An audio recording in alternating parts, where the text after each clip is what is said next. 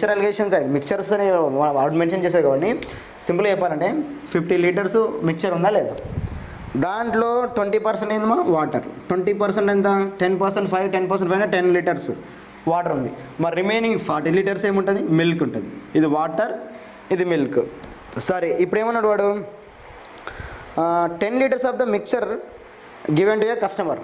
మా దీంట్లోంచి 10 litres mixture ఇచ్చేసినట్టు ఎవరికి, కస్టమర్కి ఇచ్చినట్టు. ఇప్పుడు ఎంత మిగులుతుంది మరి, 40 లీటర్స్ ఏం మిగులుతుంది కదా, అవునా కదా. ఇప్పుడు 10 లీటర్స్ మిక్చర్ ఇచ్చినప్పుడు మరి ఈ 50 లీటర్స్ అనేది కలిసి ఉంది, దాంట్లో 10 లీటర్స్ వాటర్ ఉంది, 40 లీటర్స్ మిల్క్ ఉంది.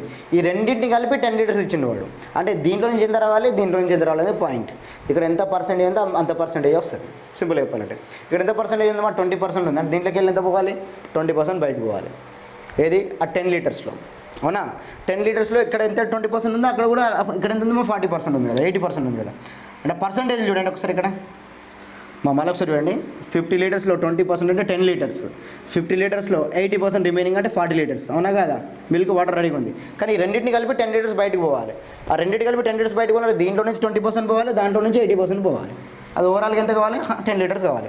అంటే ఆ 10 లీటర్స్లో ఇక్కడ నుంచి ఎంత వస్తుందమ్మా, 20% వస్తుంది, అవునా. 10 లీటర్స్కి 20% ఎంత చెప్పండి, 2 లీటర్స్.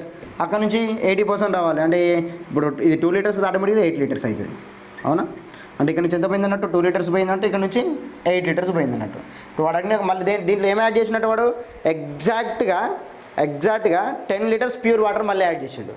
అంటే 2 లీటర్స్ పోయినా కూడా మళ్ళీ 10 లీటర్స్ వాటర్ యాడ్ చేసిండు. ఇప్పుడు వాడు అడిగిన క్వశ్చన్ ఇది ఫైనల్గా, the percentage of the water in the final mixture is అన్నాడు.